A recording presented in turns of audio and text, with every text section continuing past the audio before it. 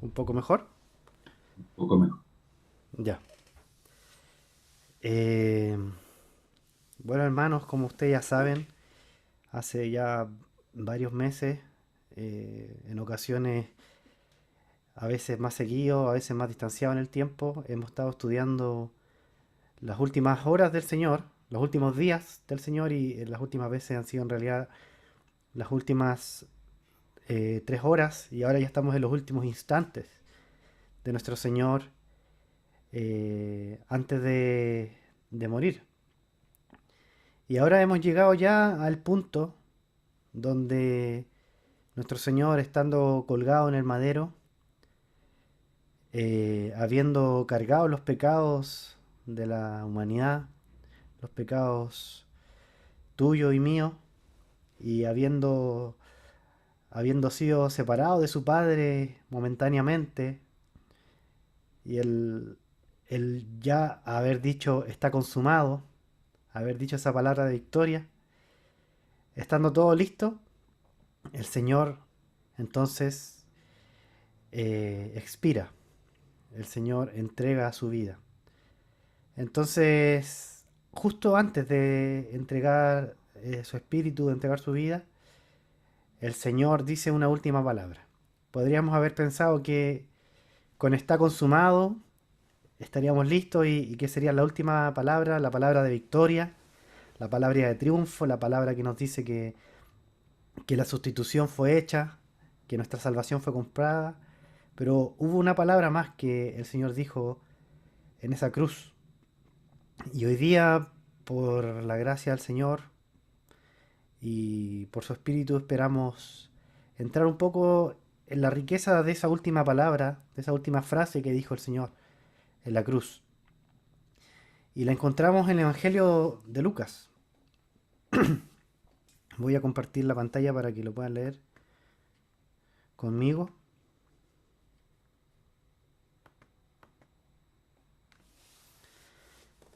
Vamos a partir del principio.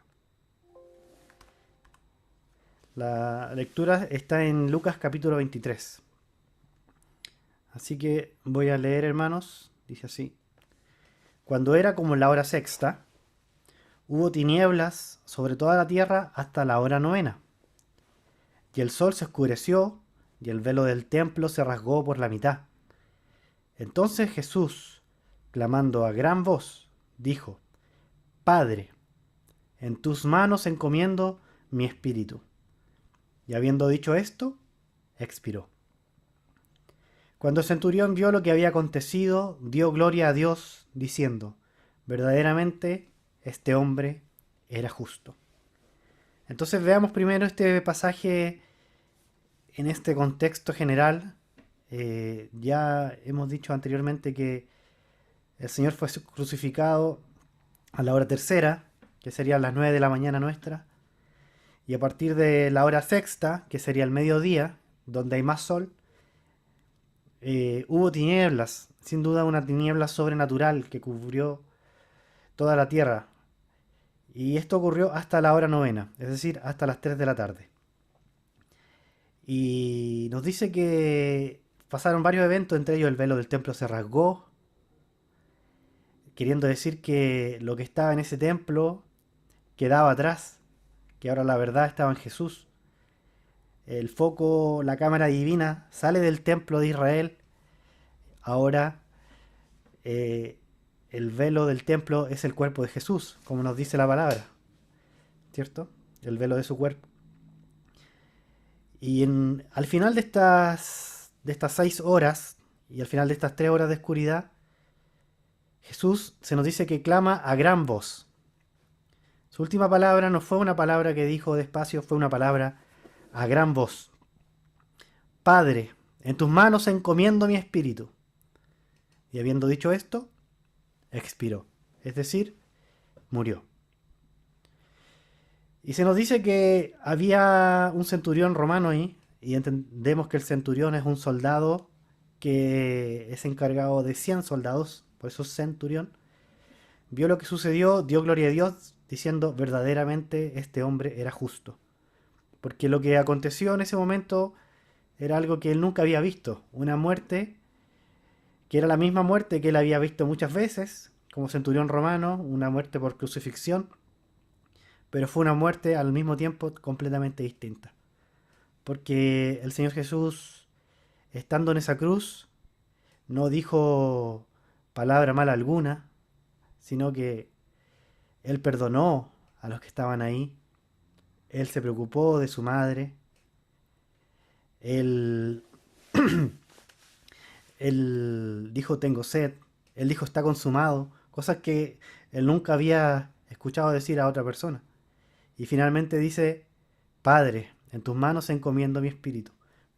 Con una voz fuerte, pero también con una voz que expresa confianza, porque esa frase es una frase de confianza.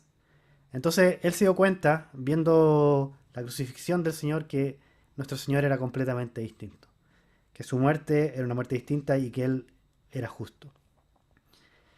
Entonces eso hablando en términos generales de lo que tenemos en este pasaje. Lucas 23. Sabemos que este mismo relato de la muerte del Señor está en los distintos evangelios, pero nos vamos a centrar en el Evangelio de Lucas esta vez porque aquí está la frase a la que nos vamos a concentrar. Pero la frase dice, Padre, en tus manos encomiendo mi espíritu, y finalmente dice, habiendo dicho esto, expiró. Primero nos vamos a concentrar en la última parte, expiró. Y después nos vamos a concentrar en la frase misma.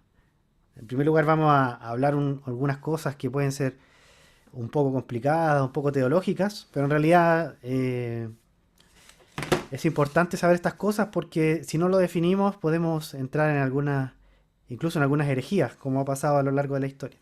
Entonces es importante que partamos con eso y después vamos a entrar en sí mismo en la frase que dijo el Señor para sacar algunas lecciones que alienten nuestro corazón, algunas lecciones pastorales para nosotros. Entonces, habiendo dicho esto, expiró. Eh, este pasaje en el Evangelio de Lucas lo dice de esta forma, expiró, que es un sinónimo de decir murió, ¿cierto? Entonces el Señor Jesús, primero debemos decir, murió. No es como piensan algunos que Él entró en una especie de coma y al tercer día despertó de esa coma. No, no es así. La Escritura nos dice claramente que el Señor Jesús murió. Y la verdad que no pudo ser de otra forma, dado todo lo que sufrió, lo que padeció como hombre, toda la sangre que había ya derramado. Recordemos que incluso antes de ser crucificado, nuestro Señor ya había sido lacerado, ya había sido latigado, incluso caminando hacia el Gólgota, él caía al piso, porque ya estaba muy dañado. Y en la cruz, habiendo estado 6 horas ahí, en realidad su cuerpo estaba muy dañado. Entonces, nuestro Señor Jesús, tenemos que decir con claridad, murió. Murió el Señor Jesús. Pero aquí entonces tenemos que tener mucho cuidado porque la Escritura lo dice de dos formas. Si el Señor Jesús es Dios, Él no puede morir, ¿cierto? Entonces, ¿cómo es que dice que murió? Y la primera pregunta que nos podemos hacer es, ¿Jesús murió o Él entregó su vida? O podemos decirlo en otras palabras, una pregunta que ya hemos hecho antes, ¿cierto? Y ya hemos reflexionado en esto. ¿Quién mató a Jesús? ¿Lo mataron los soldados? ¿Lo mataron los judíos? ¿Lo mataron los hombres? ¿Lo mató el Padre? Bueno, la Escritura, podemos ver varios versículos en la Escritura y no vamos a entrar en eso hoy, pero porque yo sé que ya lo hemos visto antes y lo sabemos. Pero la Escritura nos declara dos verdades. Dos verdades. Una verdad es que los hombres mataron a Jesús, es decir, nosotros, humanos, matamos al Señor. Y también nos dice otra cara de la verdad, que Él entregó su vida voluntariamente. Dice Mateo 17:22. Estando ellos en Galilea, Jesús les dijo, el Hijo del Hombre será entregado en manos de hombres, y le matarán, mas al tercer día resucitará. Y ellos se entristecieron en gran manera, hablando de los discípulos. Entonces dice que el Señor Jesús sería entregado en manos de hombres, y recuerden esa frase, hermanos de hombre, y que esos hombres le matarán. Entonces la escritura nos está diciendo claramente que los hombres mataron al Señor Jesús. Pero por contraste tenemos otra cosa también en el Evangelio de Juan, que no son contradicciones, sino son dos verdades simultáneas. Juan 10:17 dice esto, cuando el Señor está hablando de que Él es el buen pastor. Dice, por eso el Padre me ama, porque yo doy mi vida para tomarla de nuevo. Nadie me la quita, sino que yo la doy de mi propia voluntad. Tengo autoridad para darla y tengo autoridad para tomarla de nuevo. Este mandamiento recibí de mi Padre. Es decir, el Padre le había dado a Jesús el mandamiento de entregar su vida y luego tomarla nuevamente. Y Jesús voluntariamente, de su propia voluntad, entregó su vida. Entonces, tenemos este cuadro, que Jesús fue matado, pero Él solamente murió porque Él entregó finalmente su espíritu. Si Él no hubiera entregado su espíritu, no hubiera perdido su vida, porque a Él su vida nadie se la quita. Entonces, Él retuvo su vida hasta ese momento, hasta el momento en que los hombres le mataron. Y el Evangelio de Juan, justamente donde está el pasaje que leímos recién, cuando relata la muerte del Señor, lo pone en unas palabras un poco distintas que Lucas, reflejando lo que ya había dicho en el capítulo 10, en coherencia con consigo mismo. Dice, entonces Jesús, cuando hubo tomado vinagre, dijo, consumado es, e inclinando la cabeza, entregó el espíritu.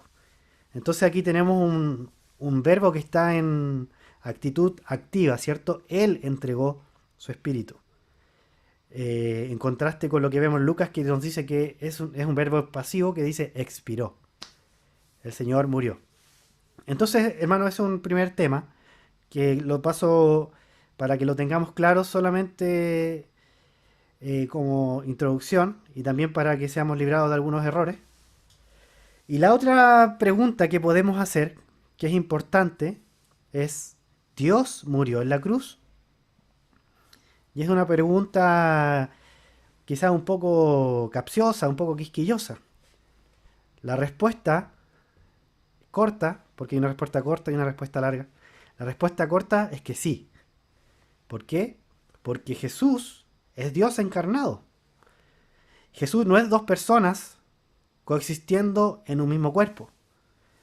Si fuera así, hubiera muerto la persona humana de Jesús, que está separada de la persona divina de Jesús, pero no es así.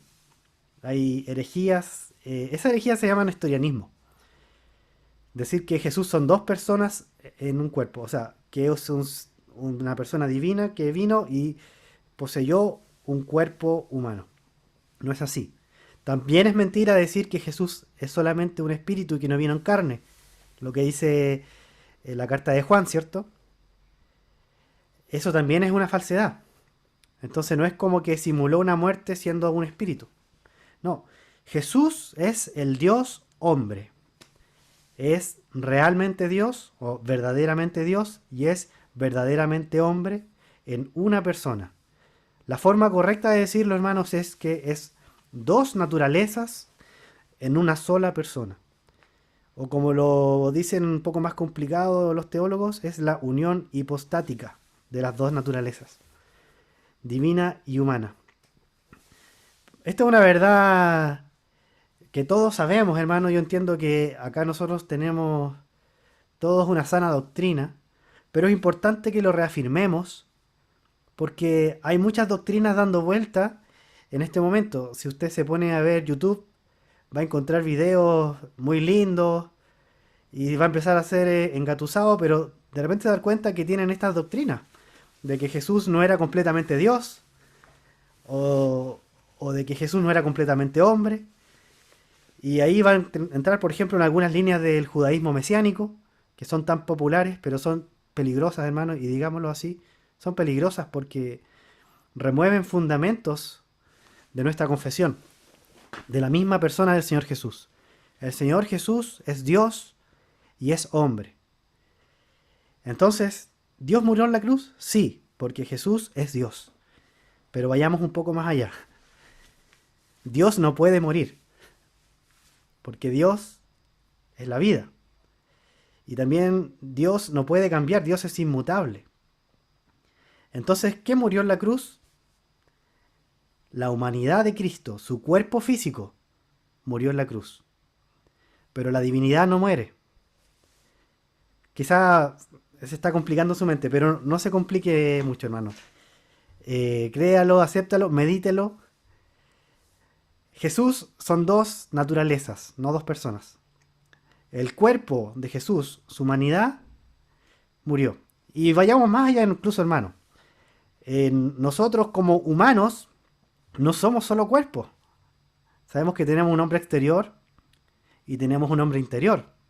Entonces fue la parte exterior de la humanidad de Jesús la que murió, el cuerpo. Pero, al igual que todos los humanos, la parte interior permanece, el alma permanece.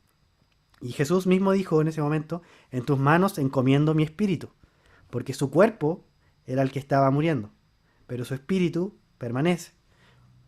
Y asimismo, cuando usted muera, o cuando yo muera, mi cuerpo va a quedar aquí enterrado, pero yo sigo viviendo, porque el alma, el hombre interior del hombre, permanece.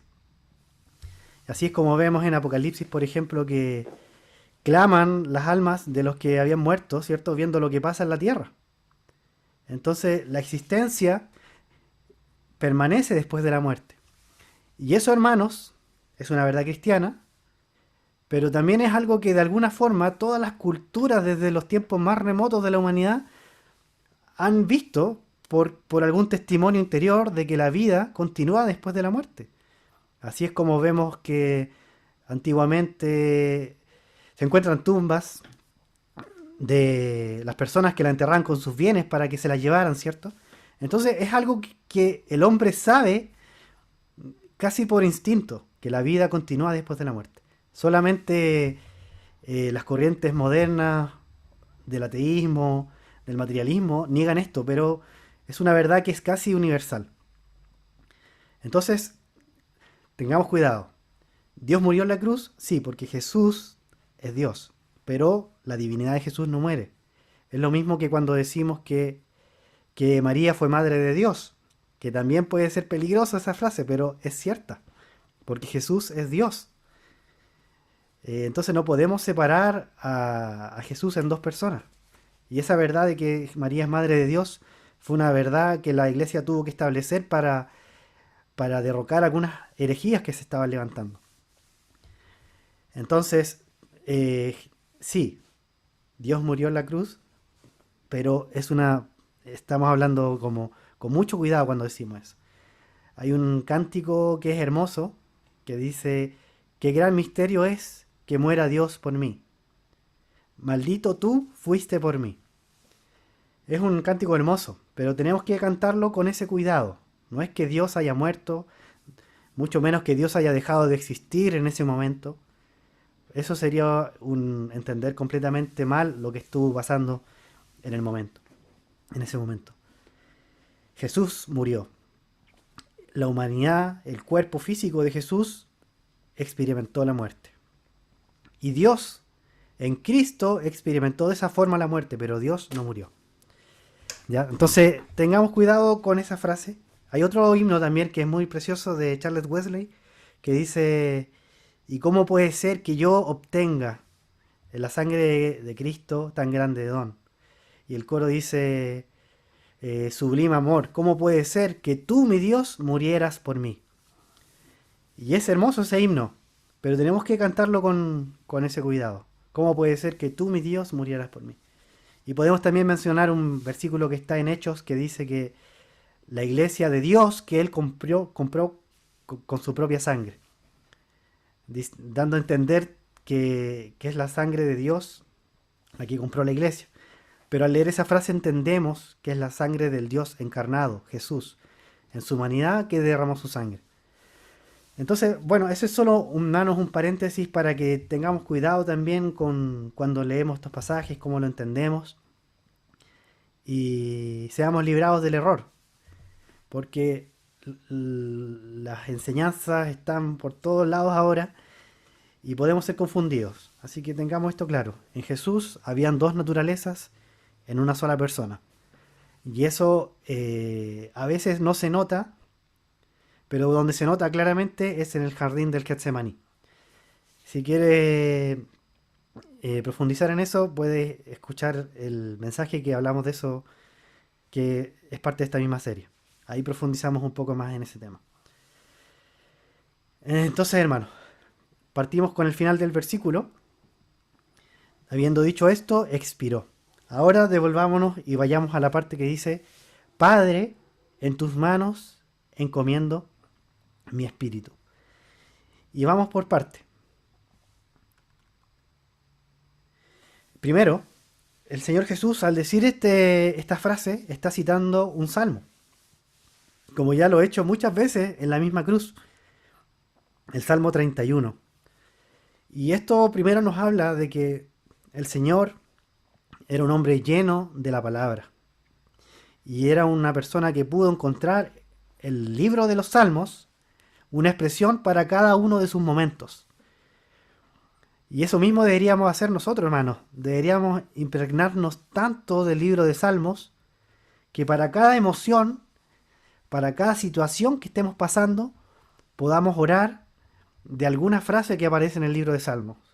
En el libro de Salmos vamos a encontrar expresiones de alegría, de júbilo rebosante, pero también vamos a encontrar expresiones de dolor profundo, de angustia, de preocupación. También vamos a encontrar versículos que nos llenan de paz. También otros que hablan del deseo profundo por el Señor. Entonces, si nosotros estuviéramos empapados del libro de Salmos, para cada situación que estemos viviendo podríamos orar con una frase del libro de Salmos. De hecho, hay un libro que se llama Los Cánticos de Jesús, ¿cierto? Que muestra cómo el libro de Salmos era el libro de los cantos de Jesús. Jesús estaba lleno del libro de Salmos. Entonces, en este momento, en su último momento, el Señor Jesús cita un pasaje de Salmos, y entendemos también que ese pasaje de Salmos apuntaba al Señor Jesús, porque la Escritura, el Antiguo Testamento, está lleno de referencias al Señor Jesús. Pero lo leemos, entonces dice así: En ti, oh Jehová, he confiado, no sea yo confundido jamás. Líbrame en tu justicia, inclina a mí tu oído y líbrame pronto. Sé tú mi roca fuerte y fortaleza para salvarme, porque tú eres mi roca y mi castillo. Por tu nombre me guiarás y me encaminarás. Sácame de la red que han escondido para mí, pues tú eres mi refugio. En tu mano encomiendo mi espíritu. Tú me has redimido, oh Jehová, Dios de verdad. Entonces el Señor Jesús cita este salmo. En ese momento final de su cruz, Él dice: en tu mano encomiendo mi espíritu. Eso es lo primero, hermano. Entonces, primero, la primera palabra de esta frase es Padre. Padre. Y nos llama la atención, hermanos, que la última frase que dice el Señor Jesús comienza con esta expresión: Padre. Y la primera de las expresiones dice Padre también. La primera fue: Padre, perdónalos porque no saben lo que hacen. Ahora Él dice: Padre, en tus manos encomiendo mi espíritu. Entre medio de estas dos frases estuvo ese momento en que Él tuvo que ser separado de su Padre por causa de nuestro pecado. Pero finalmente Él vuelve a su Padre, a la comunión con su Padre. Y eso fue lo que le aterraba tanto en el Getsemaní, porque Él tenía, para cumplir la voluntad del Padre, tenía que sufrir separación del Padre. Y eso fue lo que ocurrió en la cruz. Eso fue la copa amarga, terrible que tuvo que beber el Señor. Pero ya la había bebido, ya estaba terminado. Ahora nuevamente vuelve a su Padre. Porque nuestro Señor buscó a su Padre de principio a fin en su vida.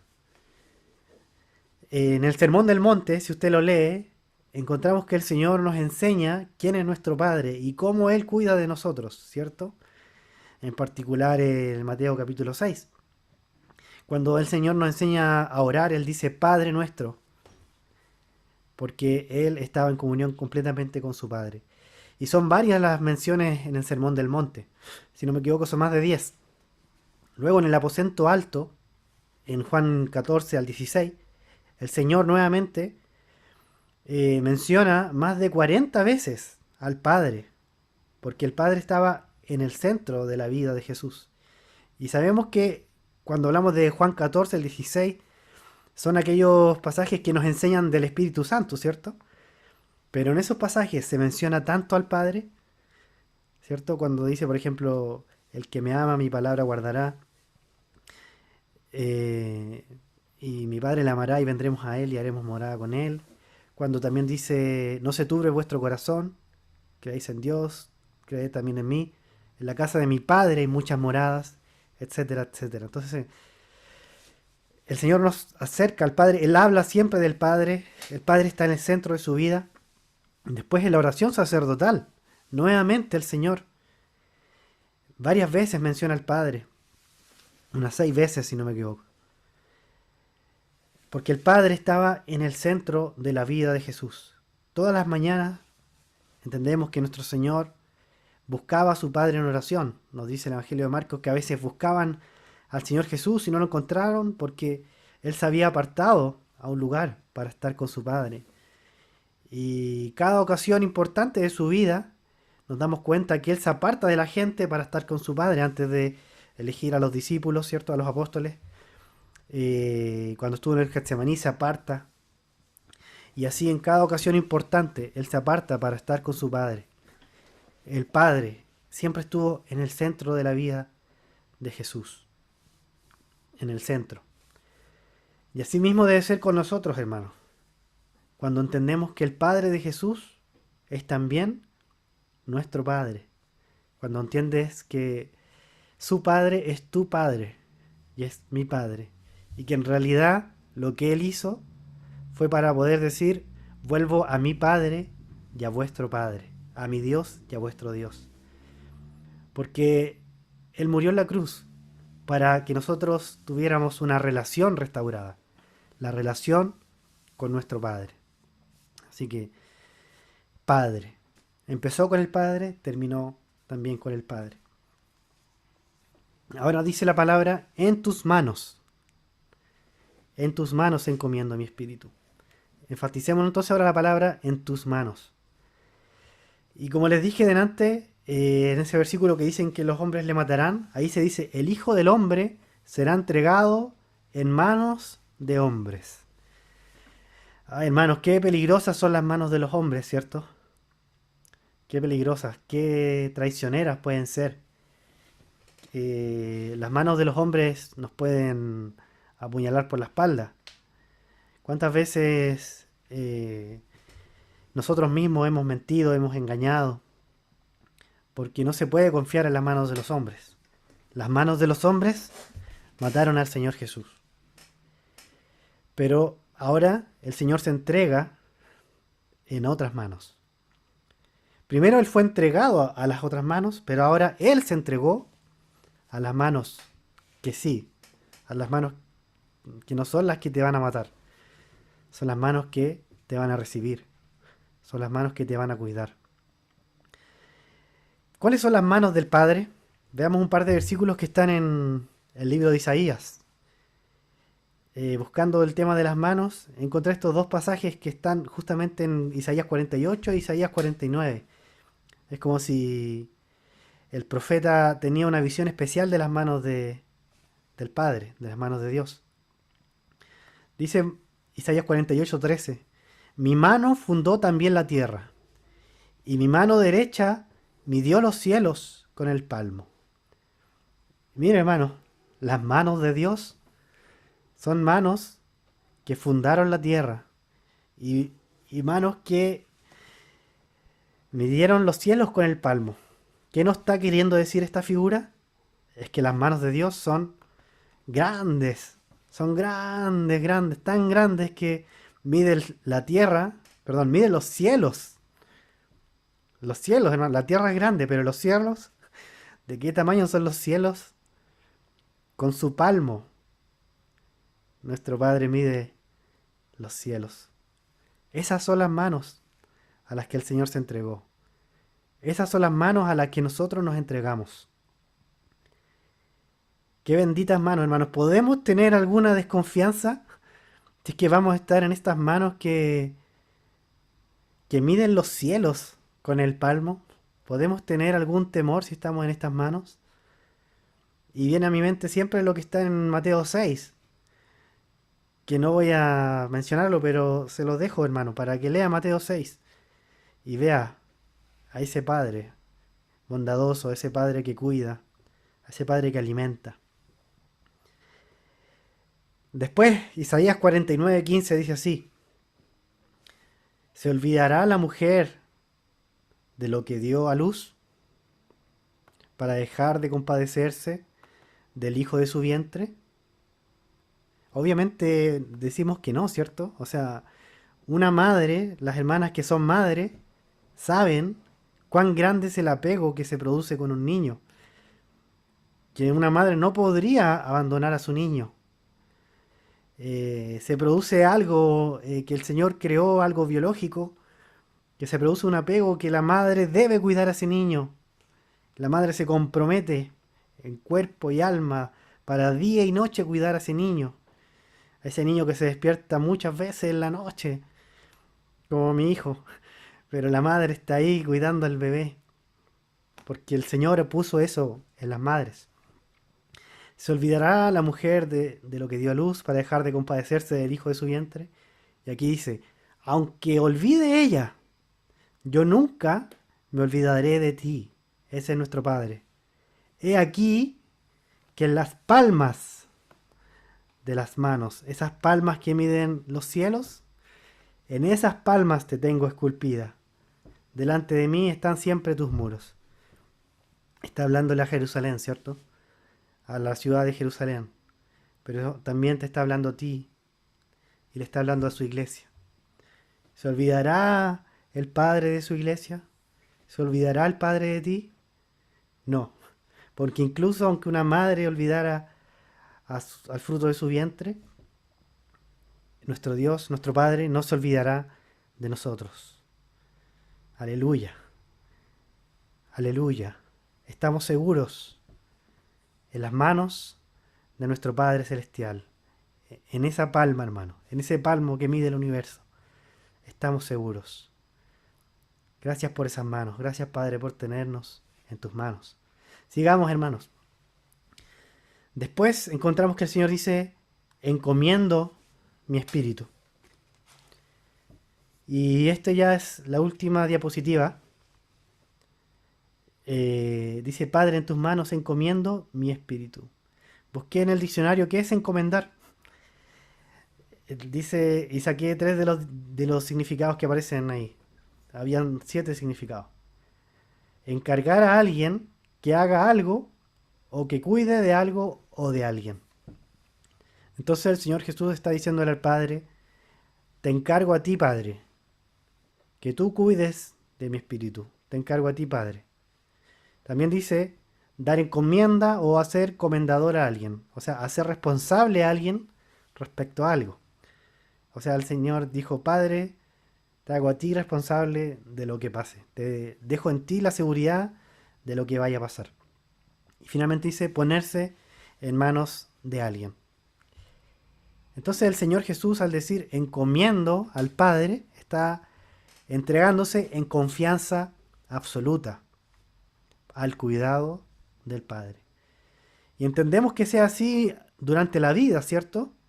Que mientras tú estés vivo, te vas a entregar al Padre para que te cuide. Pero aquí el Señor Jesús nos está diciendo lo mismo, pero respecto a la muerte. Y qué bonito, hermanos, es que nuestro Señor Jesús nos enseña tanto cómo vivir, como también nos enseña cómo morir. En este momento, ¿cómo murió el Señor Jesús? En confianza absoluta de su Padre, encomendando al Padre lo que pasaría después. El cuerpo moriría en ese momento, pero el Padre cuidaría del espíritu. Jesús confió en su Padre tanto para vivir como para morir. Y así también somos nosotros, hermanos. somos nosotros. En estos días en que anda una pandemia, ¿cierto? En que 2 de cada 100 personas contagiadas mueren, nosotros como cristianos podemos estar tranquilos que si el Señor permite que este virus nos llegue y que la hora de nuestra muerte llegue, podemos confiar en el Padre tanto en la hora de la vida como en la hora de la muerte. Y sabemos que el Padre cuidará de todas las cosas. Aquí puse seguro de vida. Y es porque mientras preparaba este mensaje me recordé de algo como un ejemplo, hermano. Cuando empecé a trabajar, donde trabajo ahora, me llamaron de un banco. Y me dijeron, señor Felipe, le tenemos un plan, sabemos que le va a gustar. Le queremos ofrecer un seguro de vida porque ¿qué pasa si usted se muere hoy día? ¿Qué pasa con su familia? ¿Qué va a pasar con su hijo? No tenía hijo en ese momento, pero bueno. Eh, ¿qué les va a dejar a ellos? Toma este seguro de vida y puede estar tranquilo porque va a tener una cobertura en caso de muerte accidental por, digamos, algo por 50 millones de pesos. O sea que si yo moría y yo contrataba el seguro con ellos, a mi familia le iban a llegar 50 millones de pesos. Y me dijo, y más encima, si no se muere en el periodo de 3 años, le vamos a devolver una parte del dinero. Y lo pensé y dije, ya, bueno, lo voy a tomar, porque ¿qué pasa si me muero? Y tomé el seguro y estuve 3 años y el año pasado terminó ese seguro, no me morí, gracias al Señor, y me devolvieron una pequeña parte, comparado a lo que les pasé al banco, me devolvieron un pequeño porcentaje. Pero es por eso, porque uno tiene la preocupación de lo que va a pasar con los que quedan acá, ¿cierto? Está bien, Señor, yo muero, sé lo que va a pasar conmigo, pero ¿qué va a pasar con los que quedan acá? Pero cuando nosotros al momento de morir le decimos al Señor, estoy en tus manos, encomiendo mi espíritu en tus manos, también le estamos diciendo, yo sé que tú cuidarás de lo que queda acá. Yo sé que tú tendrás cuidado de cualquier cosa, de cualquier detalle de lo que está acá. Y es así, hermano, es así. Yo sé que si ustedes han vivido esta experiencia de perder a alguien, pueden saber que el Señor es fiel. Pueden ver que la mano, el palmo del Señor está ahí. Que estamos seguros en esas manos, en las manos de nuestro Padre. Pero, hermanos, quisiera aquí incluir también que Dios se preocupa de nuestros detalles, pero la iglesia también. Y eso es lo que vemos en 1 Timoteo 5, cuando Pablo habla de la lista y dice, incluyan a las viudas, pero que tengan estos requisitos. Y habla de esa lista, y es una lista que tenía la iglesia, porque la iglesia se preocupaba de esas personas que habían quedado solas. Y en particular en 1 Timoteo 5 está hablando de las viudas, ¿cierto? De las viudas que en realidad lo son. Entonces, sí, Dios cuidará de los detalles, pero Dios también usa a su iglesia para cuidar esos detalles.